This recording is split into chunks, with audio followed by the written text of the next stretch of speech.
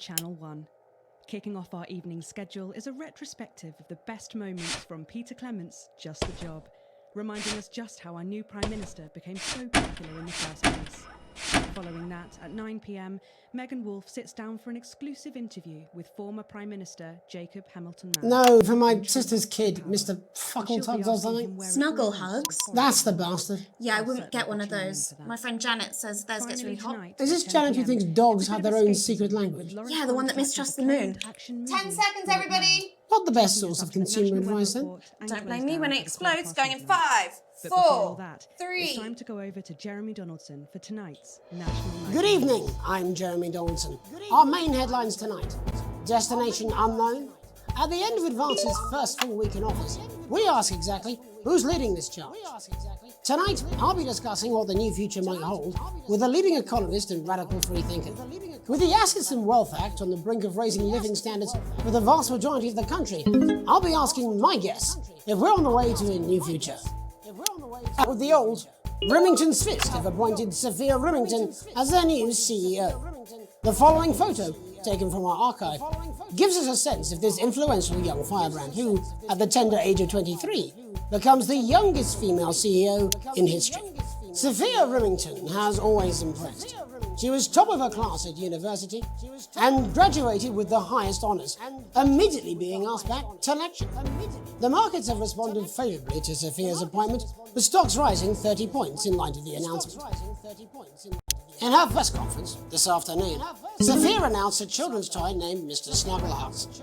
Sophia promises it'll be all the rage this Christmas, but concerns have been raised about the product's safety. Making a splash.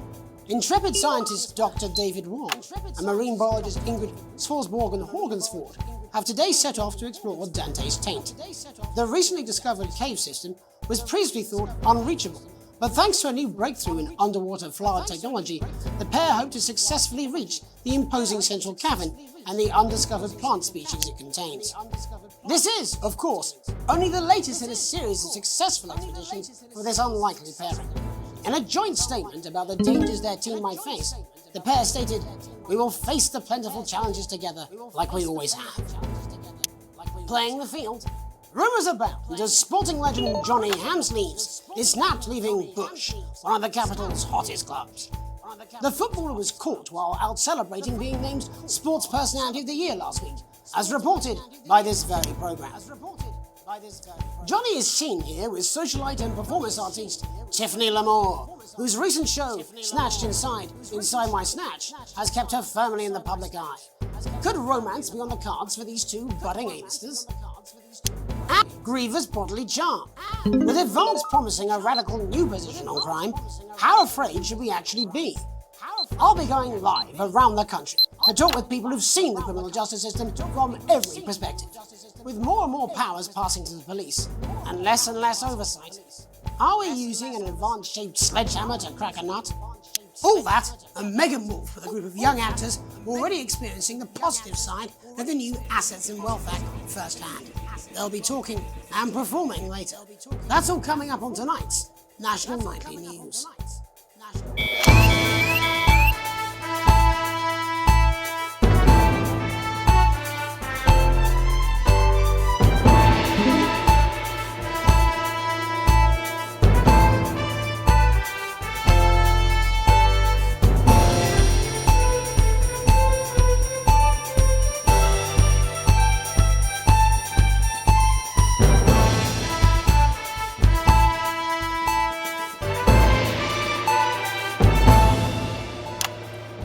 Of the government's swift enactment of the Assets and Wealth Act, we're talking about Advance's first week in office and what the new future holds.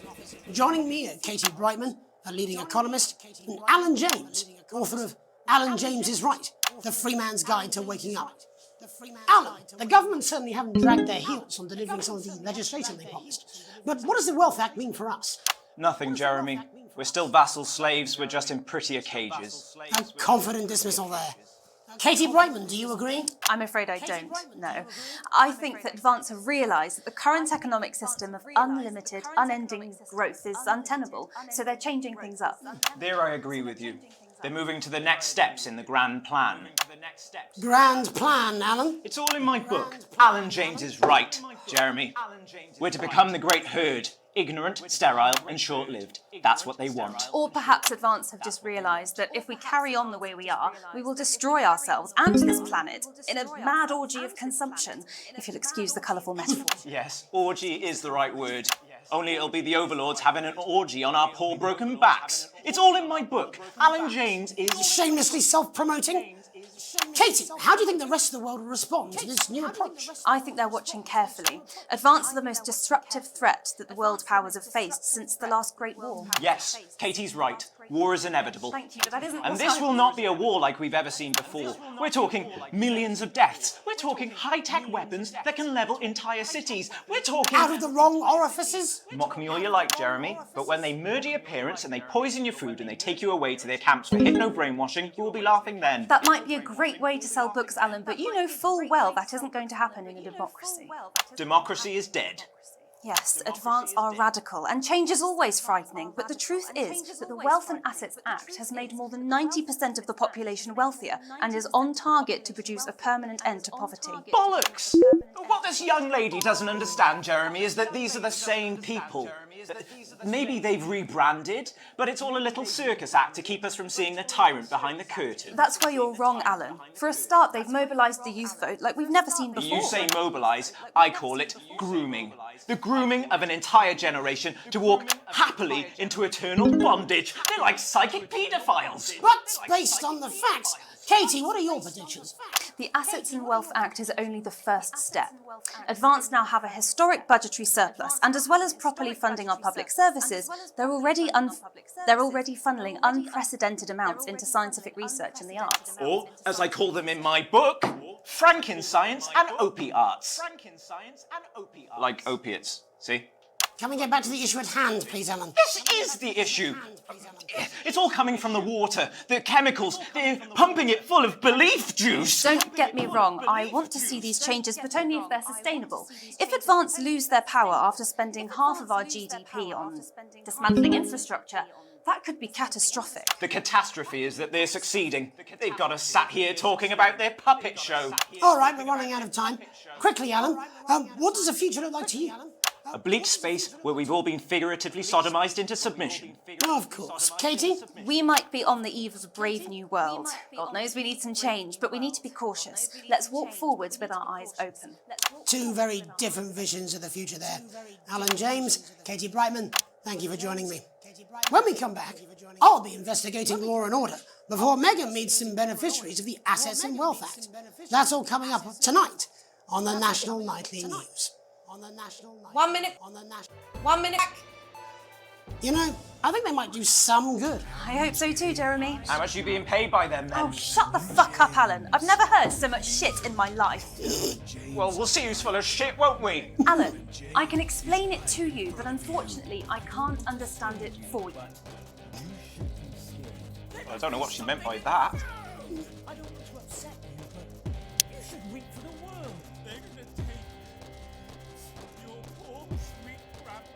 I don't mean to shock you, but you need to I'm just saying I'll do what I can, that's all. Bullshit, you will. She's good. You know she is. I've said I put a word in, that's all I can do. 10 seconds, everybody. Little Tracy's good as a big bad cultural reporter. If that sticks, I'll just... 5, 4, 3. Welcome back. In our second segment, we're going to be taking a deep dive into the state of law and order in our country.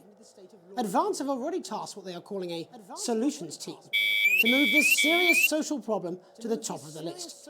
Tonight, we go behind the headlines to meet the people who live with the criminal justice system every day of their lives. First up, we have Gregory Judge, a lawyer who sees the problems close up on the front line. Can you hear me, Gregory? Yes, I've got you, Jeremy. Thanks for having me. What's it like on the front line of the hard face of the cold hand of justice? Well, as you can imagine, Jeremy, we are massively understaffed in this country. We're working every hour we can just to try and cope with the caseloads on our desks. Which must affect the quality of support you can offer. Well, we can barely keep up with demand, Jeremy.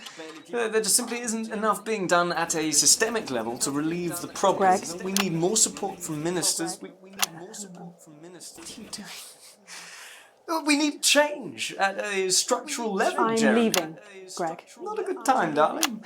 It never is it? I'll be at my mother's. Just hang on. Oh, the problem isn't a local one, Jeremy. It's nationwide.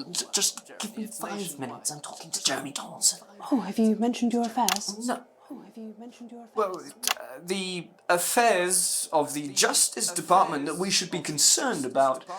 Hello, Mr. Donaldson. Hello, Mrs. John. We need legislation to relieve the pressure on our public Sorry servants. to interrupt the news, Mr. Donaldson. Can I have a moment to tell my husband I'm leaving him? Yes, I totally understand. Quite the picture of a burdened legal sector there. Gregory Judge, thank you for joining us. Next, I'm joined by Police Chief Constable Bob Peel, a man with a very different perspective on our nation's crime. Do you think there's a problem with the system, Bob? I'm sure we all do, Jeremy. I'm sure we all long for a return to the days when you could safely walk the streets of your community at night, looking in through windows and generally enjoying your neighbours without the risk of being terrorised by some thug with a knife. Or kosh. So you feel the streets simply aren't safe anymore? Where have we gone wrong, Bob? Well, that's not a simple question, Jeremy, but I think it all comes down to moral decay. We've diluted our culture and lost touch with what it means to be a citizen of this once great country. Also, as the vicar noted in Sunday's sermon, we probably shouldn't have banned hanging. And to what do you attribute this moral decay? Foreigners, gays and gypsies mainly. It's all in the Bible. Look, Leviticus clearly states that... Oh, bugger, hang on a moment. Jeremy, your bloody gimp's escaped. Delia, could you give me a little help, please, dear? As I was saying, Jesus didn't like immigrants much, did he? And just to be clear, you think it's the immigrants who are responsible for the moral decay? Absolutely, Jeremy. Back in your box, Clive. Back in your box. Delia, I really could use a little help with this. Oh, sorry, darling. I was spaying the badgers. Yes, I'm talking to Jeremy Donaldson. Clive, could you put him back in his box? Oh, Clive, you know it's Wednesday. You've got back in your hip space. And whose responsibility is it to make a change, Bob? Well, it is certainly not the responsibility of the decent, good, white people of this... Where's the padlock? Oh, hold on just a moment. Oh, Clive, this simply won't do. Naughty boy. Clive, I am not having this again.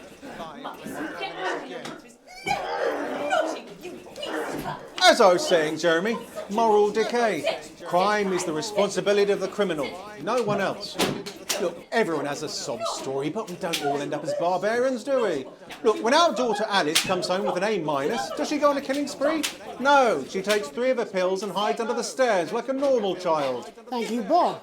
Bob Peel there, really locking down the police's position on morality for us.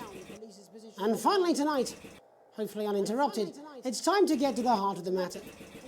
Tony Dawson has recently been released from prison after serving 3 years for aggravated assault, burglary and menacing a swap. He's agreed to talk to us today, which is also, I believe, his birthday. Many happy returns, Tony. Cheers, Jez. Call me Titwank Tony. Everybody else does. No, I'm not going to be doing that. Can you tell us what it's like in prison, Tony? Titwank Tony.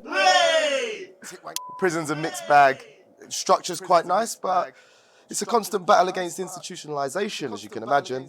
And obviously, titwanks are quite hard to come by. I'm picking up that you're not alone there, Tony. Titwank Tony. Yeah, sorry, my friends are throwing me a surprise party. Good bunch of lads. Okay, well, we're trying to get back to that party as soon as possible. First, let me ask you this. Do you feel that your time spent in prison helped to rehabilitate you in any way, Tony? Titwank Tony! I don't think it's as easy as that, Jez.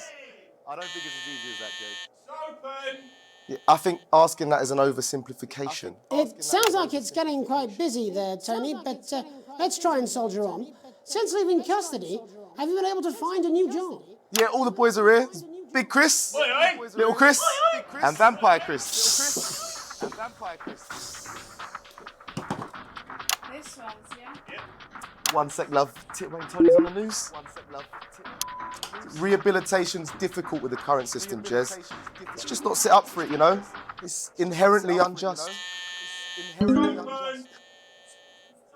So, do you feel tempted to... I'm sorry, who's this now? You are joking. Chrissy Freebollocks has only got Mr. Fancy, oh. What now, fellas? I'm on the news. It seems like we've caught you at a bad time. Oh, I can't really hear you, mate. It's getting a bit busy here. Yes, we seem to be losing the signal here, Tony. Fucking way, las bolitas! Well, we're just trying to get that signal back. I think we... Yes, Tony? Tony, I mean, we're literally away for 2 seconds. How has this happened, Tony? Can you hear me? Well, we seem to have lost our train of thought there a little. Hopefully you, the viewer at home, have managed to glean a broader understanding of the serious and complex issues around law and order. After the break, Megan will be live with some plucky young thespians. Don't go away. We'll be back after these messages. 1 minute back, everybody.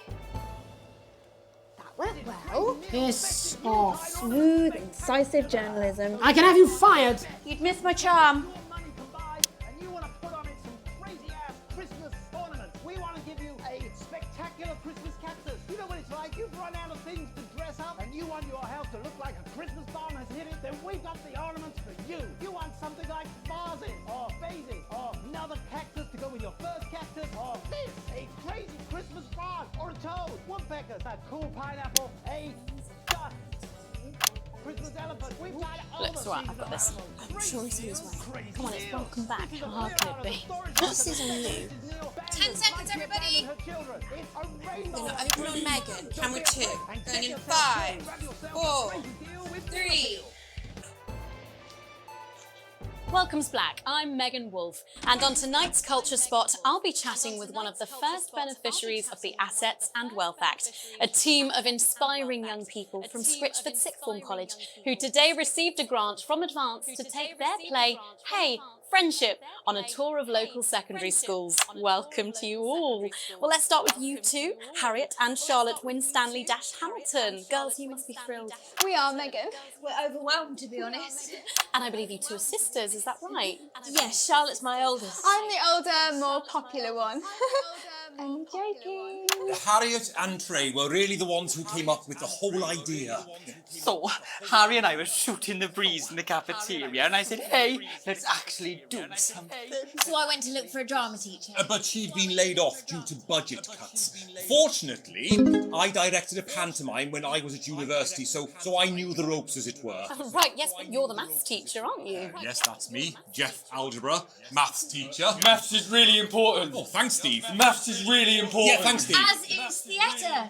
It's one of the oldest art forms in history. Aristotle believed. I just think that when we travel around all these problem schools and the poor kids see us, they say, hey, I really want to be like those attractive kids. And that's a very beautiful and powerful thing.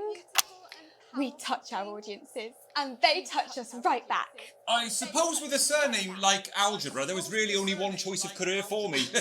My wife, Angela, and I, we often laugh about it. Angela Algebra. Yes. Angela Algebra.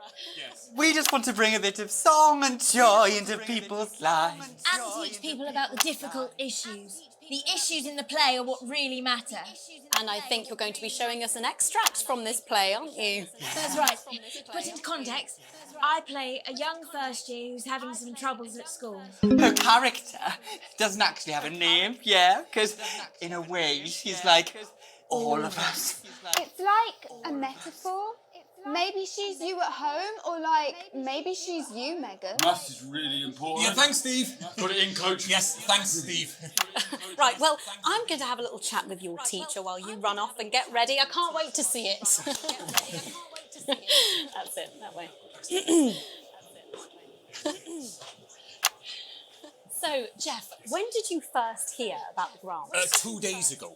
A letter from Advance arrived at the school. Now, the headmaster thought it was all a prank, but his secretary retrieved it from his bin and brought it to me. How? How did you react? I also threw it in the bin. But then, Harriet and Trey rescued it, and they rang the number at the bottom of the page, and next thing you know, we're on tour. Wow. Well, I think we can all guess which way you'll be voting from now on. Do you know what? It's funny, because Angela and I don't don't usually vote. We're not very political. I'm a mathematician, of course, and she's a paraplegic mainly. But we did used to watch that Peter Clements DIY show back in the day. And so we thought, why not? Let's have a go with this whole democracy thing. Okay. And here we bally well are. Good stuff. Fucking brilliant! So, let's have a look at a short section of Hey, Friendship.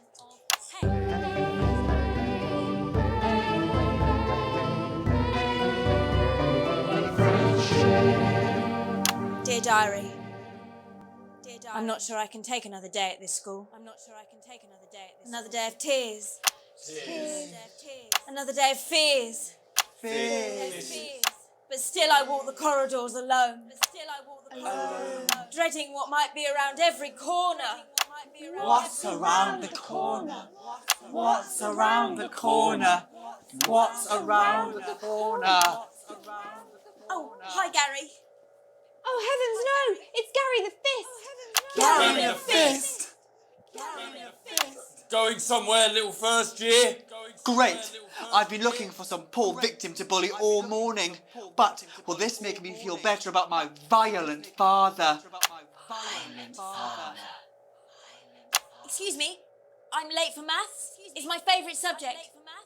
And so important. Maths is for losers. What? Maths is for losers. My arm's stuck, coach. Just keep going for fuck's sake. Right, maths is for losers.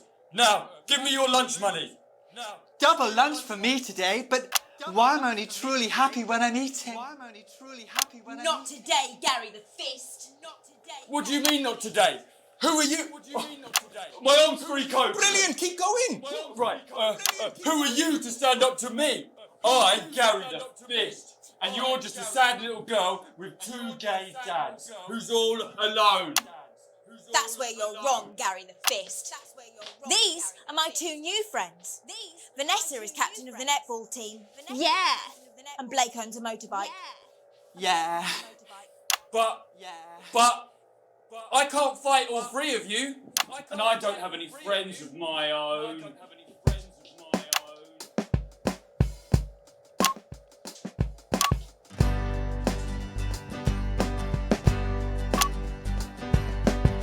Take a look at me. Take a little look at my face. I could be you. She could be you. And you could be me.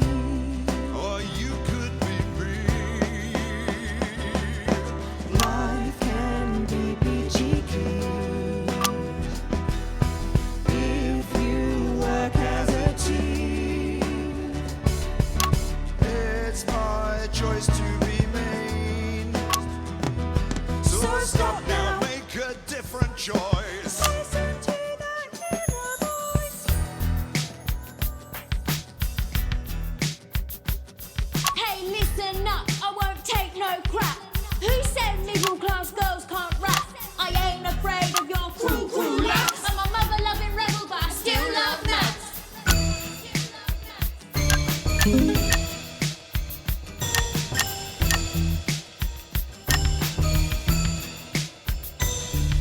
Hey, kids, I'm Gary the Fist. People think that folks like me probably shouldn't exist. But that's just prejudice, and I'd do better if you knew the way that I became Gary the Fist.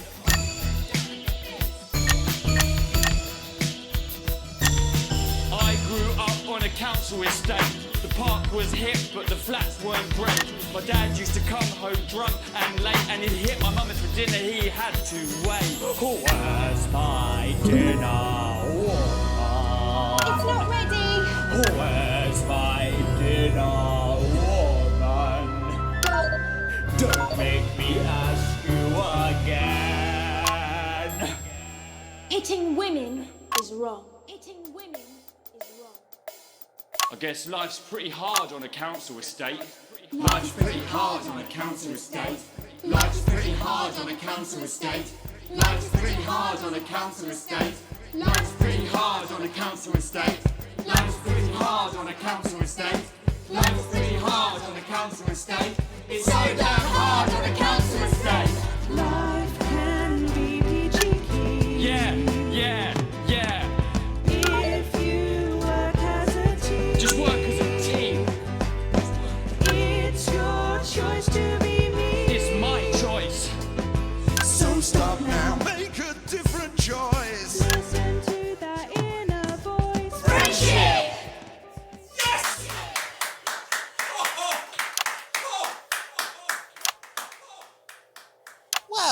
Thankfully, that's all we have time for tonight on the National Nightly News.